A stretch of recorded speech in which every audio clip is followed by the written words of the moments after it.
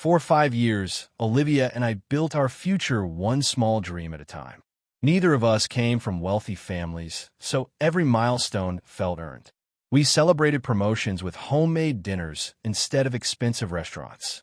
We spent weekends visiting furniture stores, even though we weren't ready to buy anything yet. Sometimes we'd wander through model homes, imagining where our future children would play or how we'd decorate the living room. Those ordinary moments meant everything to me. By the beginning of our 5th year together, I had quietly started looking at engagement rings. I didn't tell Olivia. I wanted the proposal to be a surprise. She often joked about how impatient I was, so I enjoyed knowing I had managed to keep one secret. A month before everything changed, we met with an architect to discuss the floor plan for our dream home. It wasn't going to be enormous, just comfortable. A bright kitchen because Olivia loved baking. A small office where I could work from home. A reading corner beside the living room window because she always said rainy afternoons deserved good books. As we left the architect's office, she slipped her hand into mine. I can't wait until this becomes real. I smiled. It will. At that moment, I believed every word. Life felt wonderfully predictable. We both worked full-time. We spent Friday evenings cooking together. Sunday mornings meant coffee on the balcony while discussing future plans. Nothing felt uncertain until Brandon returned. I knew his name long before I ever met him. He and Olivia had grown up in the same neighborhood. Their parents remained close friends. Although Brandon eventually moved overseas to help manage his family's international business, they stayed in touch through birthdays, holiday messages, and occasional phone calls. Whenever Olivia mentioned him, she described him the same way. He's basically family. I never questioned it. People are allowed to have friends. Healthy relationships require trust. When Brandon came back to the city for a few weeks, Olivia suggested we all have dinner together. I want you two to finally meet. I'd like that. The restaurant overlooked the river, and Brandon arrived driving a sports car that probably cost more than my apartment. He greeted Olivia with a warm hug. It's been too long. She laughed. It really has. Then she introduced us. Brandon was charming, confident, easy to talk to. Throughout dinner, he told stories about traveling through Europe, attending business conferences in Singapore, skiing in Switzerland, and sailing along the Italian coast. Olivia listened with obvious fascination. You've seen so much. He grinned. The world's too big to stay in one place. When dinner ended, he paid the entire bill before I could even reach for my wallet. Next time, he said casually. I thanked him, though something about the evening left me strangely unsettled. Not because Brandon had done anything inappropriate, because I noticed how brightly Olivia smiled whenever he spoke. Over the following weeks, Brandon invited both of us to several gatherings. Sometimes we accepted, sometimes work kept me busy, and Olivia went alone. Again, I didn't think much of it. Then one Saturday afternoon, she walked into our apartment, holding her phone with an excited expression. You'll never believe this. What happened? Brandon invited me to Europe. I laughed, assuming she meant both of us. When do we leave? Her smile faded slightly. Actually, it's just me. I frowned. What do you mean? His company is hosting a month-long luxury tour across Europe for a few business contacts and close friends. He had one extra spot. I stared at her. A month. She nodded enthusiastically. We'd visit Paris, Rome, Venice, Barcelona, and the Greek islands. It sounds incredible. I tried to process what she had just said. And Brandon invited only you? He knows you can't take that much time off work. She answered so naturally that it almost sounded reasonable. Almost. A quiet feeling settled in my chest. Not jealousy, not anger. Something harder to describe. For the first time in 5 years, our future suddenly didn't feel quite as certain as it had only moments before. For the rest of that evening, I couldn't stop thinking about the invitation. It wasn't simply that Brandon wanted to take Olivia on a month-long trip across Europe. It was the fact that she seemed to think there was nothing unusual about accepting. After dinner, we sat together on the balcony overlooking the city. The engagement ring rested inside, its small velvet box in my desk, drawer only a few feet away. I had planned to ask her to marry me the following weekend. Now, I wasn't even sure how to begin the conversation we needed to have first. I turned toward her. Can I ask you something? She smiled. You can ask me anything. I want to be honest. Her expression became more serious. Okay, this trip makes me uncomfortable. She blinked. Why? It's a month. You're traveling across some of the most romantic places in the world with another man. She laughed softly. Daniel, it's Brandon. I know. We've been friends since we were kids. He's practically family. I nodded. I understand your history, but that doesn't change how this looks. She folded her arms. So you don't trust me? I didn't say that. Then what are you saying? I chose my words carefully. I'm saying relationships aren't only built on trust. They're also built on respect. When something makes your partner uncomfortable, it deserves an honest conversation. Instead of thinking about my words, she sighed. I can't believe we're doing this. Doing what? You're acting insecure. The word landed harder than I expected. Insecure. Yes. You know Brandon isn't interested in me, and I'm certainly not interested in him. Then why does this bother you so much? I looked at her quietly. Because if our situations were reversed, if a wealthy female friend invited me on a month-long luxury trip across Europe, I wouldn't go. She frowned. That's different. How? She searched for an answer. It just is. I waited. Eventually, she looked away. I already told Brandon I'd go. You accepted before talking to me? I didn't think I needed permission. I'm not asking for permission. I'm asking to matter. Silence settled between us. Finally, she shook her head. If I cancel now, I'll look unreasonable. I've been looking forward to this for weeks. I stared at her. Weeks? You've known for weeks? She realized what she had admitted. I was waiting for the right time to tell you. The conversation suddenly felt much bigger than the trip itself. She hadn't simply accepted the invitation. She had hidden it. I'm not trying to control your life, Olivia. I know. I just think if we're planning to spend our lives together, we should make decisions like partners. She stood up. I think you're making this into something it isn't. Maybe she was right. Maybe I was overthinking everything. I wanted to believe that. A week later, we stood together at the airport. The departure board flashed Paris across one of the screens. Passengers hurried through the terminal with rolling suitcases and excited conversations. Inside my jacket pocket rested the engagement ring I had planned to give her that evening after surprising her with a farewell dinner. I had imagined proposing before she left, so she could travel knowing we were building a future together. Instead, the ring felt heavier with every passing minute.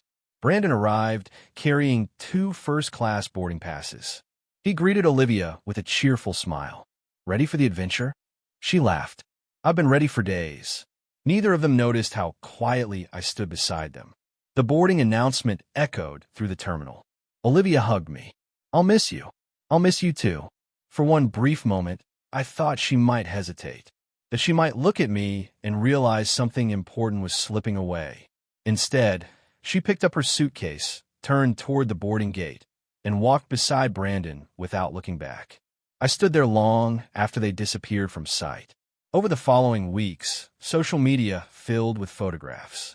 Paris beneath the Eiffel Tower, a gondola ride through Venice, a sunset overlooking the cliffs of Santorini. Pictures of Olivia and Brandon laughing together in places couples often dreamed of visiting. I never argued. I never called demanding explanations. One evening, I opened my desk drawer, looked at the engagement ring, and quietly placed it inside a storage box. When someone repeatedly chooses another person over you, there comes a moment when the healthiest choice is finally choosing yourself. Olivia returned exactly 1 month later. I picked her up from the airport because I had promised I would. Not because everything was fine, but because I wanted our final conversation to happen face to face. When she walked through the arrival gate, she looked refreshed, tanned, and happier than I had seen her in months. She smiled the moment she spotted me. There you are. She wrapped her arms around me, as though we had simply been apart for an ordinary business trip. I missed you. I hugged her politely. I'm glad you made it home safely. On the drive back to our apartment, she talked almost nonstop. You would have loved Paris. The food in Italy was incredible. Oh, and Santorini was even more beautiful than the pictures. She scrolled through hundreds of photographs on her phone. There she was standing beside Brandon in front of the Eiffel Tower. laughing together during a gondola ride in Venice, watching the sunset from a rooftop cafe in Barcelona. Every memory she shared included him. She never seemed to notice. Or perhaps she simply believed I shouldn't care. When we reached the apartment, she dropped her suitcase by the door and stretched happily. "It's good to be home." I nodded. "We should talk." She smiled. "Can it wait until tomorrow?" "I'm exhausted." "No, I think it needs to happen now." Something in my voice finally caught her attention. She sat across from me at the kitchen table. "What's wrong?" I took a slow breath. "I've spent the last month thinking." She crossed her arms. "About the trip?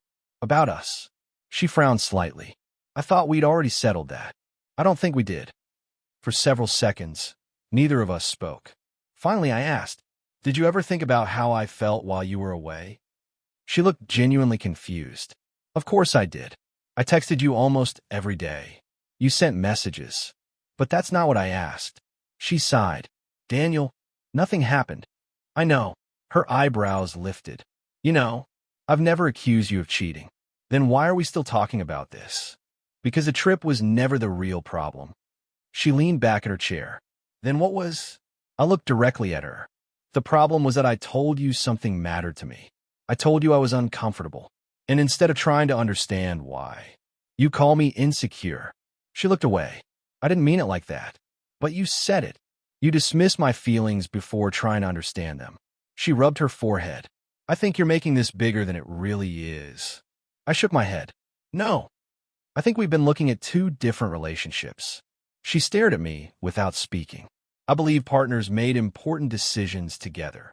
You believe those decisions only affected one person." The room fell silent. She picked up her phone and scrolled through a few pictures, almost absent-mindedly. "You're still upset because I went on vacation." I smiled sadly. She still didn't understand. Not after everything. Not even now.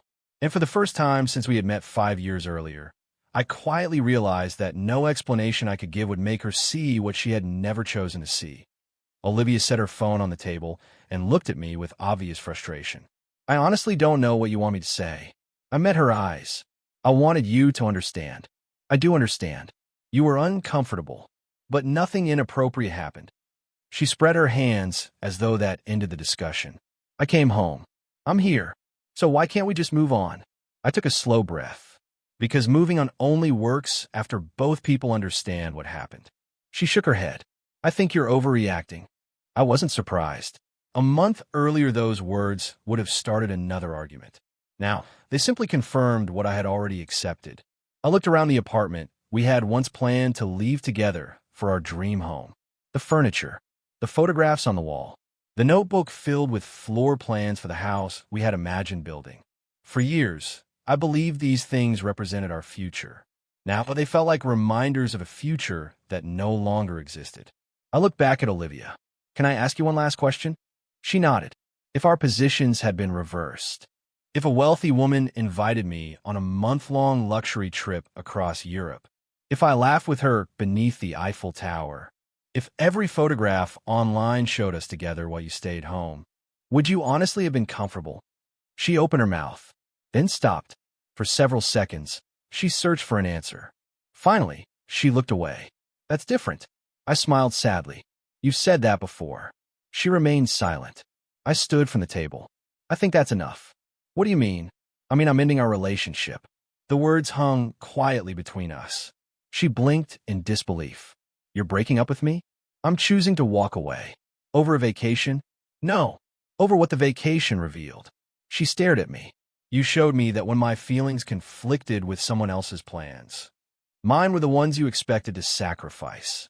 "I never asked you to sacrifice anything. You asked me to accept something that violated my boundaries." "Those aren't the same." Tears began filling her eyes. "I love you. I believe you." "Then don't do this." I shook my head gently. Love without respect eventually becomes exhausting. And I don't want to spend the rest of my life wondering whether I'll always come second whenever someone more exciting appears. Neither of us raised our voices.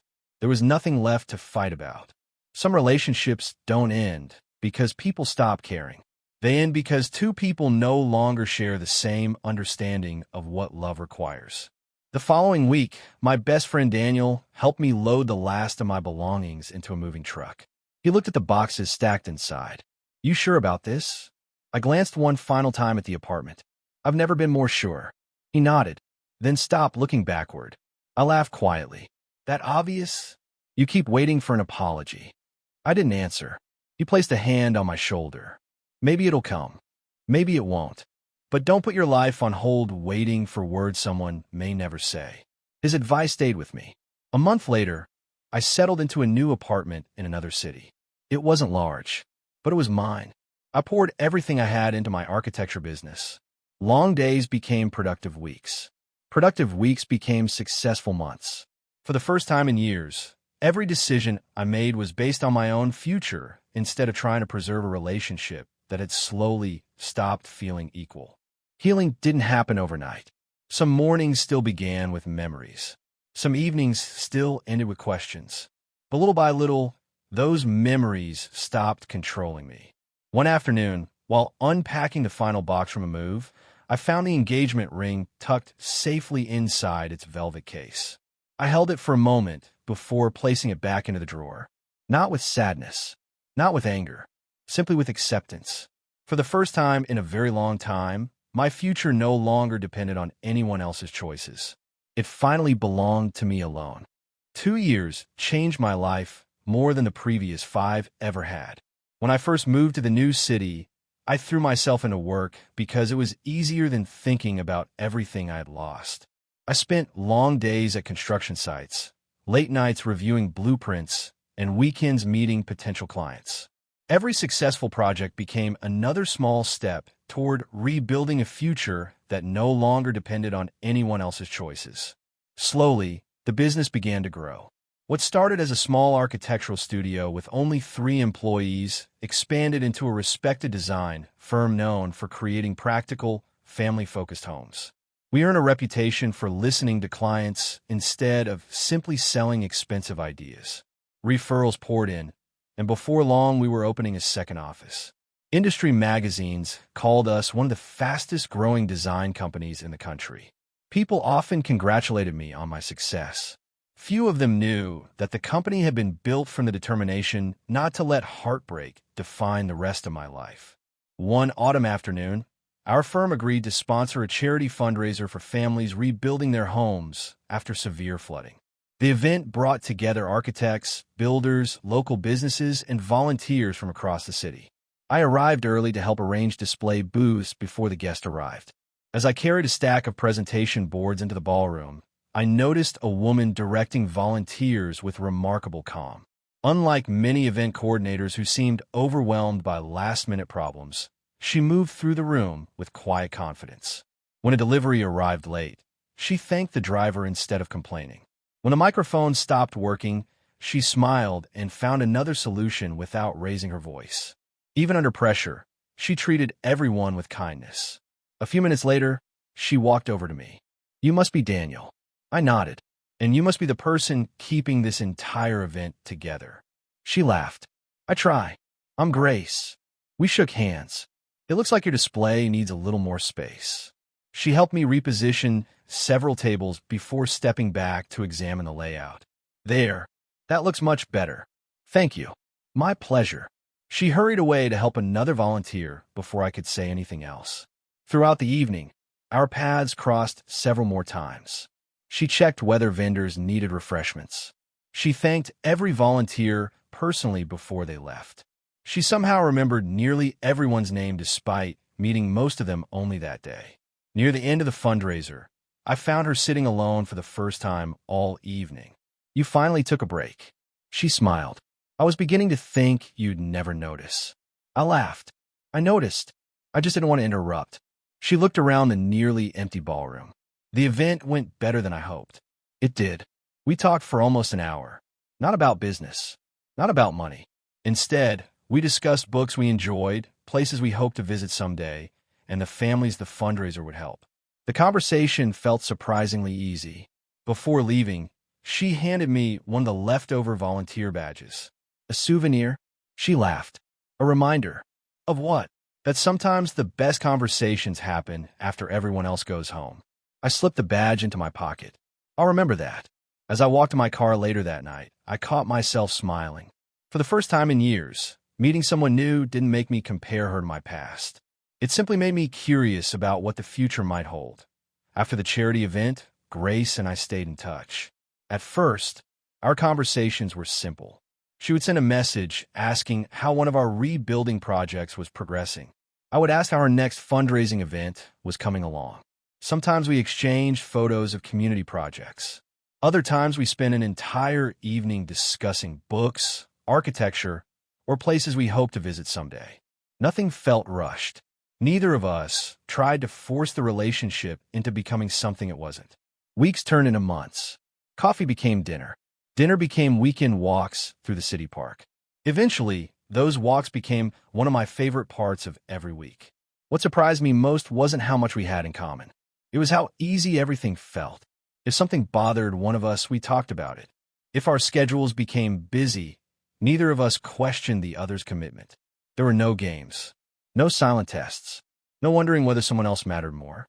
One evening, while we watched the sunset from a quiet hill overlooking the city, Grace turned toward me. "Can I ask you something?" "Of course." "What makes you trust people so carefully?" The question wasn't accusatory. It was gentle, honest. For the first time, I told her everything. I spoke about Olivia, about the trip, about the airport, about the engagement ring that had never left my pocket. Grace never interrupted. When I finished, she reached for my hand. "I'm sorry you went through that." "So am I." I smiled softly. "But I'm also grateful." She looked at me curiously. "Why?" "Because if none of that had happened, I never would have met you." A quiet smile spread across her face. "I was hoping you'd say something like that." A year later, I returned to the very same charity event where we had first met. This time, I had planned something very different. After the evening concluded and the last volunteers began cleaning up, I asked Grace to walk with me into the now empty ballroom. She looked around in confusion. "This feels familiar." I hoped it would. I reached into my jacket pocket, not for an old ring, for a new one. One chosen for the woman standing in front of me. "Grace!" She immediately understood what was happening. Her hands covered her mouth. I knelt on one knee. The happiest part of my life didn't begin when everything went according to plan. It began when life led me to someone who chose me every single day. "I don't ever want to build another future without you in it. Will you marry me?" Tears filled her eyes before I had even finished speaking. "Yes." She laughed through happy tears. "Of course I'll marry you." As I slipped the ring onto her finger, the room erupted in applause. I looked up in surprise. The volunteers had quietly gathered in the doorway after realizing what was happening. Grace laughed. "I think they were spying on us." They definitely were. Everyone cheered as we embraced. A few days later, we shared our engagement online. Messages of congratulations arrived from friends, clients, former classmates, and colleagues. The news spread far beyond our immediate circle. Eventually, it reached Olivia. According to mutual friends, she stared at the announcement for a long time without saying a word. For years, she had quietly assumed that if she ever wanted to come back, I would still be waiting. Instead, she saw photographs of me standing beside a woman whose smile reflected complete certainty. There was no competition, no confusion, no second choices. Only two people building a future together because they had freely chosen one another. For the first time, Olivia understood something she had never considered before. The man she believed would always be there had finally found someone who never made him question where he belonged. And by the time she realized what she had lost, he was already living the life he had once dreamed of. With someone else, our wedding was only 10 days away. The office buzzed with its usual activity, but outside of work, my world had become wonderfully chaotic. Grace and I spent our evenings tasting cakes, meeting with florists, confirming seating arrangements, and laughing over tiny details that somehow felt incredibly important. "You know," Grace teased one evening, "I think you've reviewed the guest list more times than our biggest construction contract." I smiled. Construction projects don't involve my grandmother arguing about where everyone should sit. She laughed so hard she nearly spilled her coffee. Those ordinary moments reminded me how different this relationship felt. Planning a wedding wasn't stressful because of uncertainty. It was exciting because we were building something together. Neither of us carried the responsibility alone. 3 days later, I was reviewing blueprints in my office when my assistant knocked on the door. "Mr. Carter, come in." She hesitated for a moment. "There's someone here asking to see you." "Do they have an appointment?" "No," she said. "It's personal." Before I could ask another question, the office door slowly opened. Olivia stepped inside. For a brief moment, neither of us spoke. Nearly 3 years had passed since I last saw her. She looked different. Not older, just quieter. The confidence she once carried so effortlessly had been replaced by visible hesitation. "I wasn't sure you'd agree to see me," she said softly. "I wasn't either." I motioned toward the chair across from my desk. "You've already come this far. You might as well sit down." She thanked me quietly before taking a seat. The silence between us felt unfamiliar. Years ago, we could have talked for hours without running out of things to say. Now we struggled to find the first sentence. Finally, she spoke. "I heard you're getting married." "I am." She nodded slowly. "I saw the engagement photos." Another silence followed. "I almost didn't come." "What changed your mind?" She looked down at her hands. "Because if I didn't, I knew I'd regret it for the rest of my life." I waited patiently. "There are things I need to say." I nodded. "I'm listening." She took a slow, unsteady breath. "I was wrong." The words came quietly, without excuses, without blame. I kept replaying everything that happened. The trip, our arguments, the day you ended things. She swallowed hard. "For a long time, I convinced myself you had overreacted." Her voice trembled. "But the more I thought about it, the more I realized I never really listened to you." She looked up at me. "You weren't asking me to stay home because you wanted control. You were asking me to protect what we had." A tear rolled down her cheek. "And I treated your feelings like they were obstacles." I remained silent. She continued. "Brandon wasn't what I thought he was." I didn't ask for details. She offered them anyway. The attention felt exciting. He always knew the right things to say. He made me feel special. She gave a sad smile. I confused that feeling with something meaningful. She wiped away another tear. "But attention isn't the same as love. And admiration isn't the same as commitment." She shook her head slowly. By the time I understood the difference, I'd already lost the person who actually loved me. Her words hung quietly in the room. For the first time since she had walked into my office, I saw no trace of the woman who once dismissed my concerns as insecurity. Only someone finally willing to confront the consequences of her own choices. I felt no anger toward her anymore, only compassion. But compassion and second chances are not always the same thing. Olivia wiped away her tears and looked at me with the same hope I had once carried for her. "Daniel, is there any chance we could start over?" The question lingered between us. Years ago, I would have answered without hesitation. Now, I simply took a slow breath before speaking. "I appreciate your honesty, and I truly believe your apology is sincere." A small spark of hope appeared in her eyes. But the hope faded before I had even finished the sentence. "I can't give you the answer you're hoping for." She lowered her head. "Can I ask why?" I nodded. "You think this ended because of one trip?" "It didn't." She looked at me quietly. "Trust rarely disappears because of one moment. It disappears because of repeated choices." I folded my hands on the desk. "When you accepted Brandon's invitation without talking to me, that was one choice. When you hid it from me for weeks, that was another. When I told you how I felt, and you called me insecure, that was another. When you care more about looking unreasonable to Brandon than respecting my feelings, that was another." I paused. None of those moments destroyed our relationship by themselves. But together, they slowly taught me where I stood. A tear slipped down her cheek. "I know, I didn't understand it then. I do now." I believed her. That was the difficult part. People can genuinely change. They can sincerely regret the choices they once defended. But change doesn't erase consequences. I smiled gently. "Olivia, I've forgiven you." She looked surprised. "You have. I forgave you a long time ago. Because carrying resentment only keeps old wounds alive." She closed her eyes for a moment. 1 year after our wedding, life had settled into a rhythm I once believed existed only in stories. Not because everything was perfect, because everything was honest.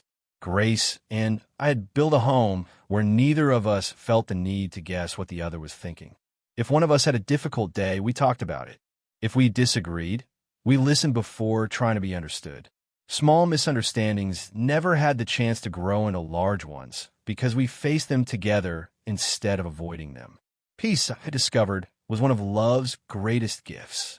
Our home reflected that peace.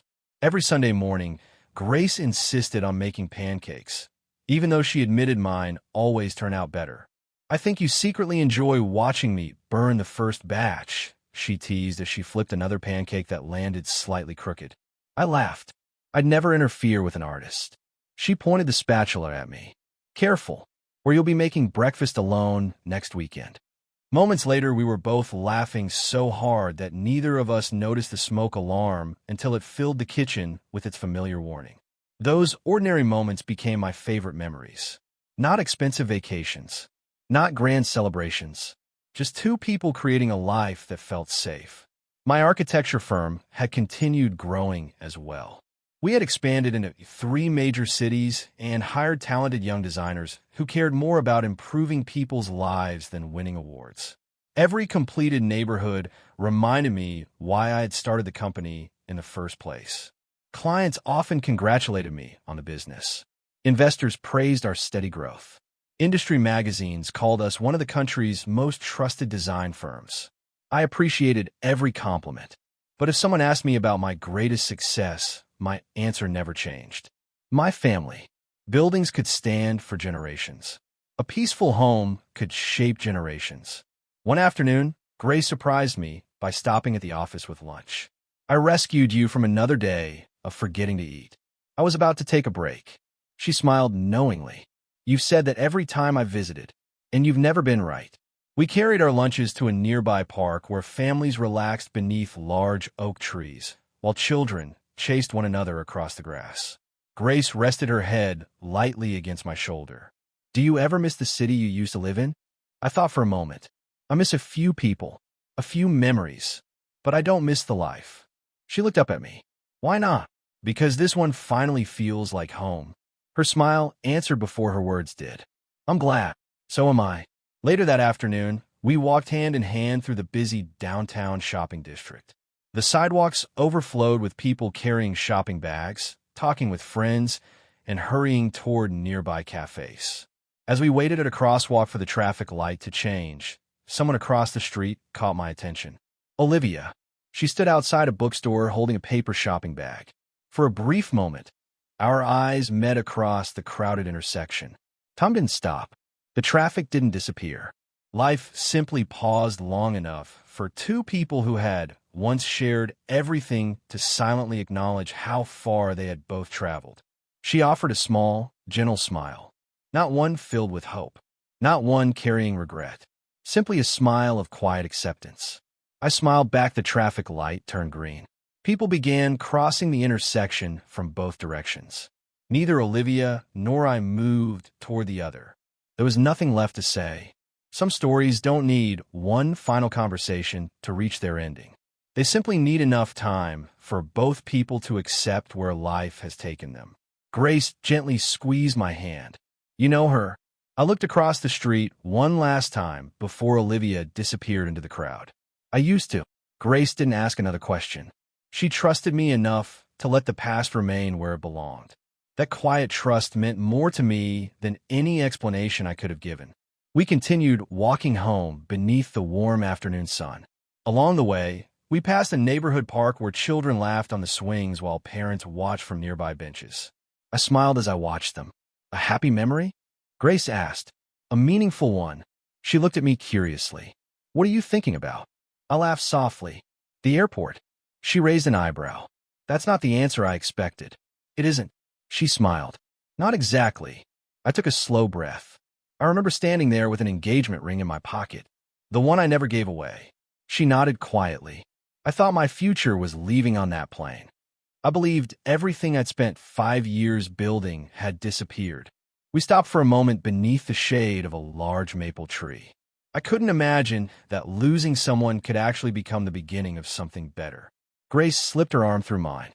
"Sometimes we only understand our journey after we've finished the hardest part. I think you're right. When we reached home, the familiar scent of fresh bread drifted from the kitchen. Grace had started baking that morning before we left, and now the whole house smelled warm and welcoming. I looked around the living room we had decorated together.